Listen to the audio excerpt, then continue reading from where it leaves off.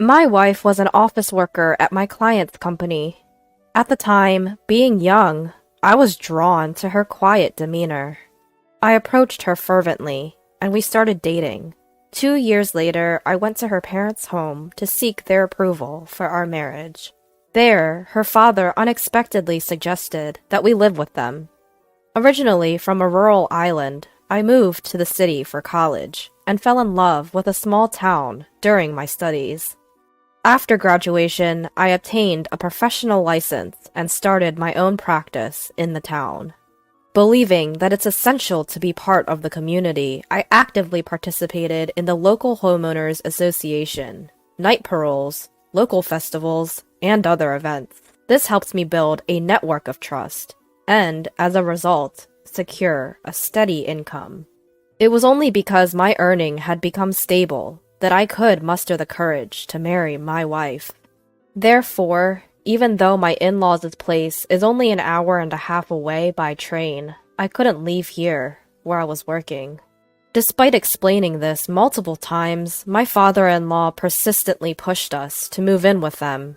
Being a former civil servant, he started saying that he could use his connections to help me find a job. Although I appreciated the offer, I wanted to prioritize taking care of my current clients. I insisted on this for several hours.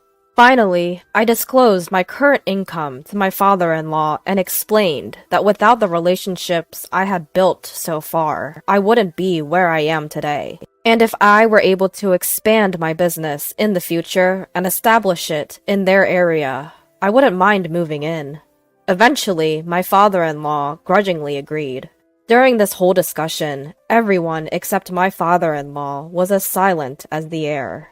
No one interrupted the conversation, and my mother-in-law brought tea a few times. My sister-in-law was there at first, but had to leave midway due to work. After getting married, for convenience, I bought a condo near the station, about a 20-minute walk away from my office.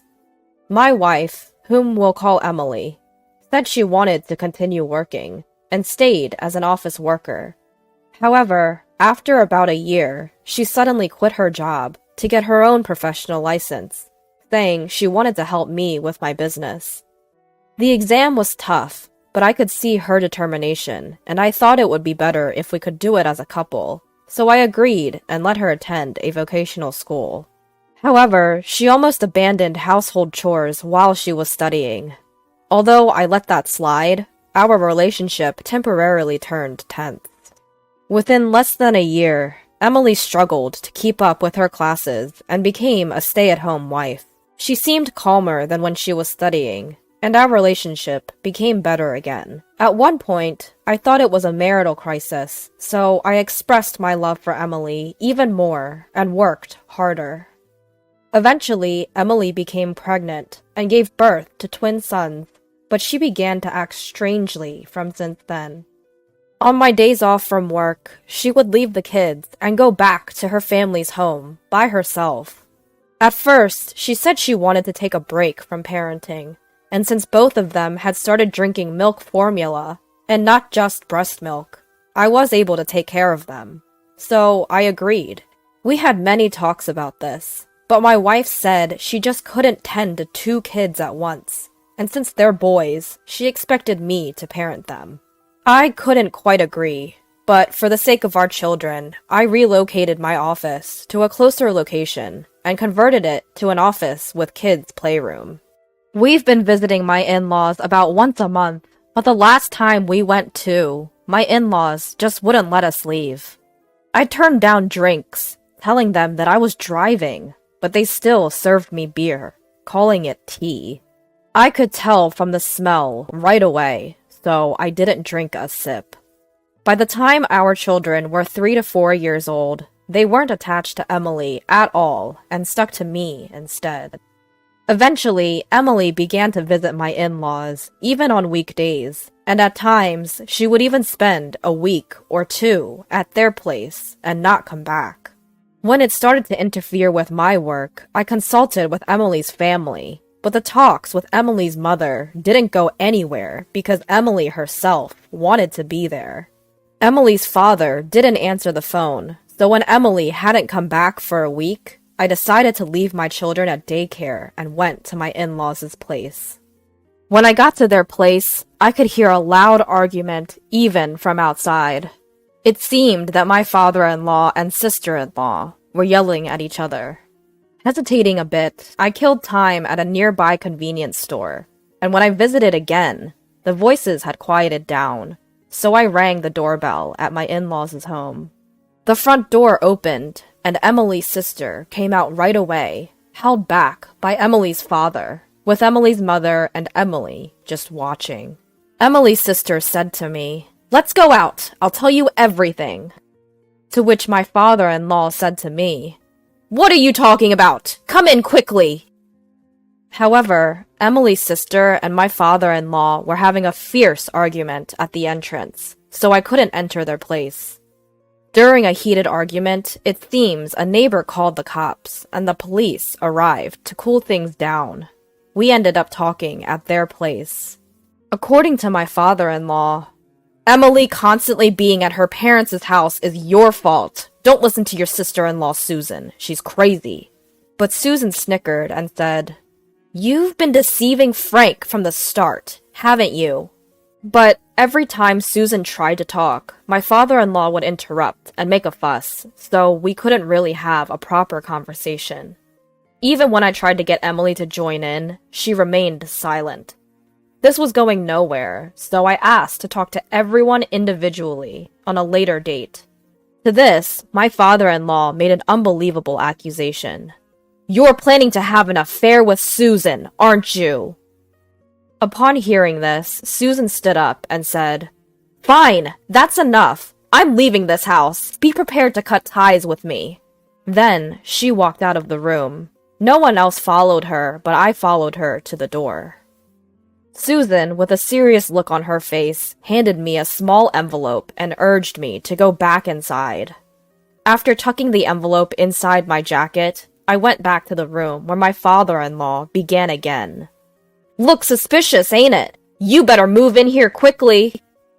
I myself was running out of time, and I had to pick up my kids, so I calmly said, "We've already discussed this before we got married. I don't have Susan's number, and I only meet her here. It's getting late, so I'm taking Emily home today." Then I promptly had Emily gather her things, and we headed home. In the car on our way home, I talked with Emily, but she kept repeating, "The kids don't like me. I don't understand boys. I'm useless." Since I still loved Emily, I told her, "Stay with the kids as much as you can. Raise them in your own way, and I want you to be by my side." We picked up our kids from the daycare and went home. Emily cooked dinner, and we all ate together. Emily's cooking skills had declined, but it was still better than mine, and the kids seemed happy eating it.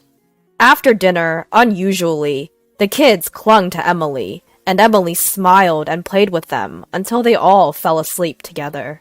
I had work to do for tomorrow, so I went to my office to organize some documents. That's when I remembered the envelope Susan had given me. Inside was a USB drive. When I checked it on my office PC, it contained text and audio files. The text file was a summary of my father-in-law's living together plan. Knowing that I was self-employed and earning reasonably well compared to my peers, Emily's father planned to have me move in and work from home, and have me contribute my earnings to them.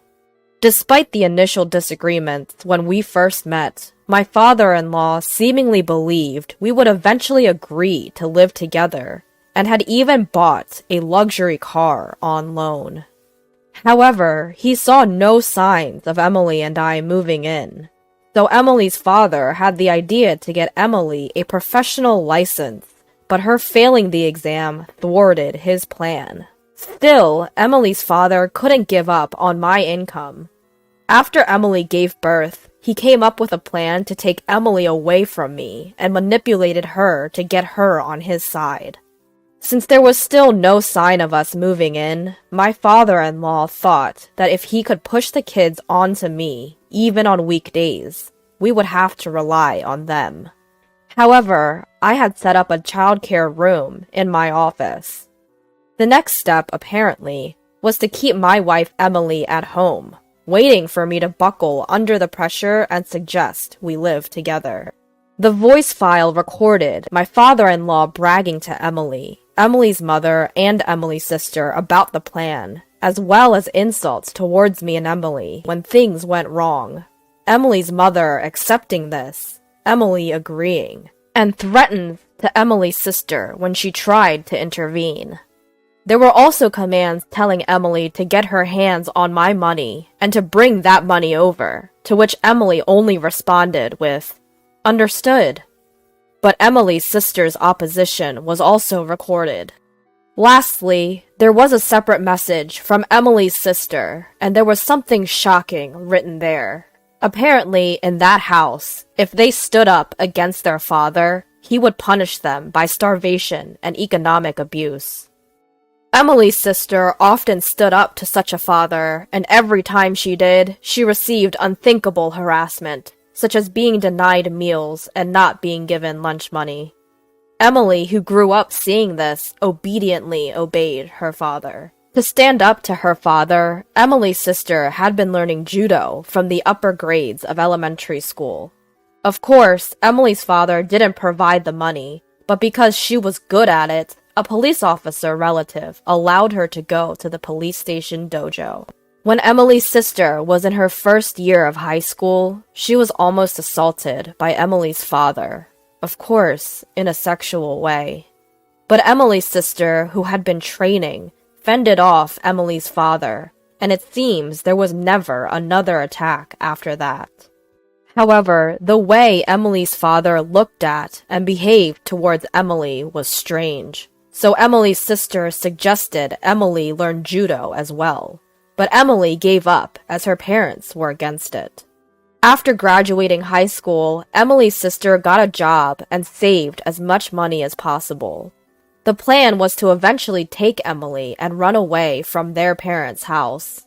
But Emily, who was raised too obediently, didn't know how to stand up for herself. I have a feeling Emily's been assaulted by my father-in-law when she was in high school, but there's no evidence. When Susan was at home, Emily would cling to her. So when Emily one day told her sister that she had someone she liked and had been asked out, Susan was truly surprised. At first, Susan would secretly watch them on dates. If he turned out to be a weird guy, she was ready to rescue Emily right away. When my father-in-law proposed the cohabitation plan, she thought I would be alright because I had strongly refused. But after seeing Emily's father's obsession, Emily's sister thought it would be best to leave some evidence for the future. Now, Emily might be assaulted by our father, Susan felt, and she wants me to help Emily as soon as possible. She is sure she can protect herself, so she only wants me to worry about Emily. If I still couldn't trust her, she had written instructions to call her work number from a public phone using an alias.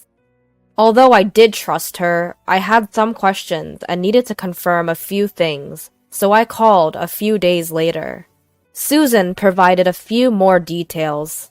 The reason she told me to call from a public phone with an alias was because she suspected there might already be a wiretap in the office. The alias was also taken into account in case I didn't call from a public phone. And then I was told to take a moment, gather my thoughts, and get back in touch once I was ready. Emily stopped mentioning wanting to go back to her parents' home and started staying at our place. We started having little conversations gradually, bit by bit. A week after the upheaval, I came home to find Emily and our sons genuinely laughing together. It was the first time I'd seen a smile on Emily's face. I couldn't help but burst into tears. That night, Emily made a confession. She opened up about her past, her inability to defy her father, how her sister had always been there to protect her, and the times she was assaulted. Her sister shielded her whenever she was around, but her father took advantage of the times when she wasn't.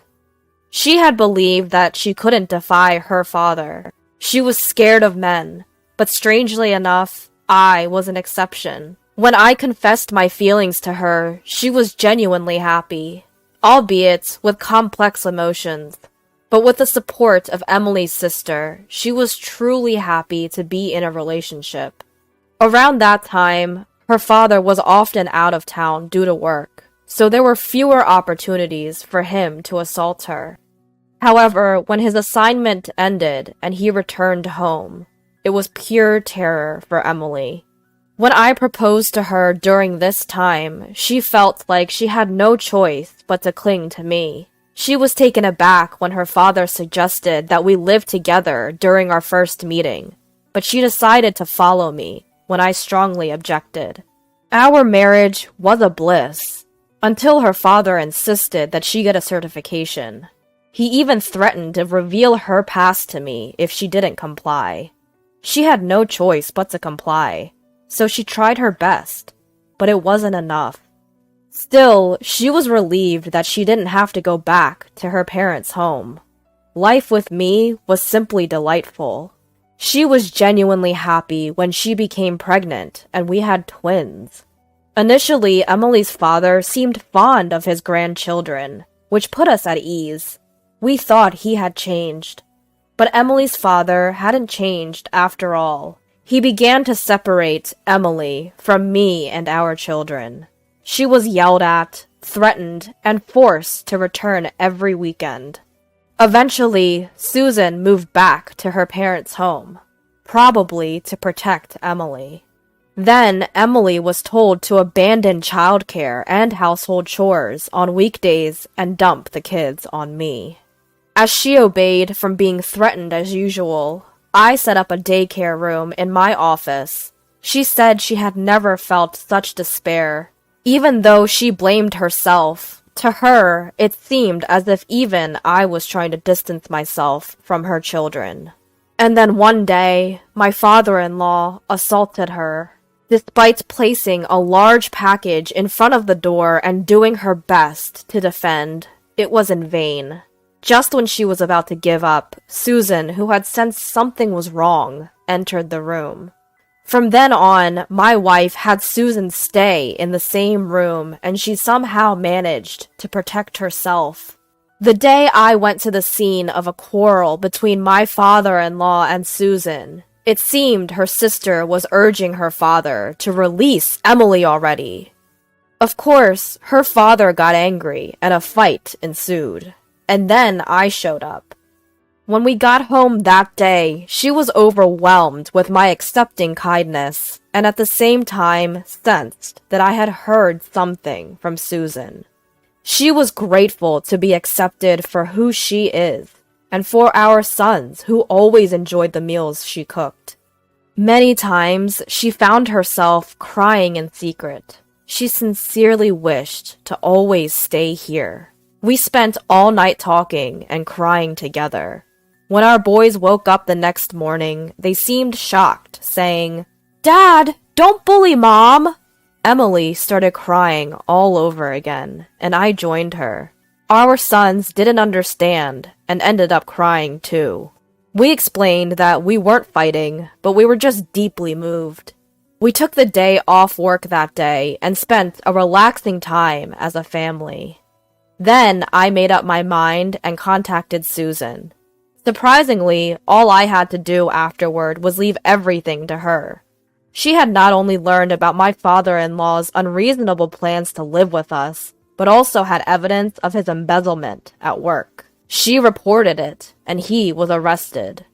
It was reported in the local section of the national newspapers, which eventually led to Emily's parents getting divorced. Thanks to the lawyer that Susan hired, Emily's mother got a hefty amount of alimony and went back to her hometown. Emily's father did not go to prison, but lost everything. At first, he tried to rely on relatives, but nobody would help him when he demanded assistance with his condescending attitude. As a result, he seems to have retreated to some rural area. After that, Emily, the kids, and I lived peacefully. I think we were a very close-knit family, but unfortunately, our happiness only lasted a few years. Emily passed away in an accident. I was devastated for a while, but with the support of those around me, I managed to pull myself together after about a year. During that time, I caused some inconvenience to my business partners, but I somehow worked my way back, and now I'm doing very well, even employing a few people. One of them is a son of one of my business partners who persuaded other partners to help me out because I was struggling, and he kept my business connections intact. I was truly helped by those around me. Another one is Susan, Emily's sister. She helped me in many ways, and now, after losing her job partly because of that, she is working for me as a secretary. And now, she is dating one of my staff members, and they've both approached me to discuss the possibility of getting married. I'm thinking of celebrating this with my sons, who Emily left behind. The other day, I received a letter from Emily's father. The content was all over the place, but to summarize, it said, "I can come live with you if you want, and send me compensation and travel expenses right away because I'm coming over." So I immediately had my lawyer send him a warning. At the beginning of the letter, he even apologized, saying, "I was wrong at that time." But he always sends a letter around the anniversary of Emily's death, saying, "It's been a long time now, so the statute of limitations must have expired, right?" He's probably still aiming for my earning. I'm aware that he's in a tough situation and is ostracized by his neighbors because of his bragging. Once our sons grow old enough, I think it's time to settle this myself. Of course, I won't break the law, but I need to show him a further taste of hell. Until then, every time I remember this man, I'm fueled to work harder and get a greater revenge at him. Emily must have had a tough time growing up, being abused by her father since young. Despite having her sister and me to protect her, the fact that she couldn't escape from her father's control might suggest that she was practically brainwashed. Sadly, she passed away early, but I believe that she had a happy time in her last few years, as she was able to decisively break away from her father and live peacefully with our children. I am nothing but grateful to Emily's sister, who gave me the opportunity to save Emily, and I want her to be happy for Emily's sake from now on.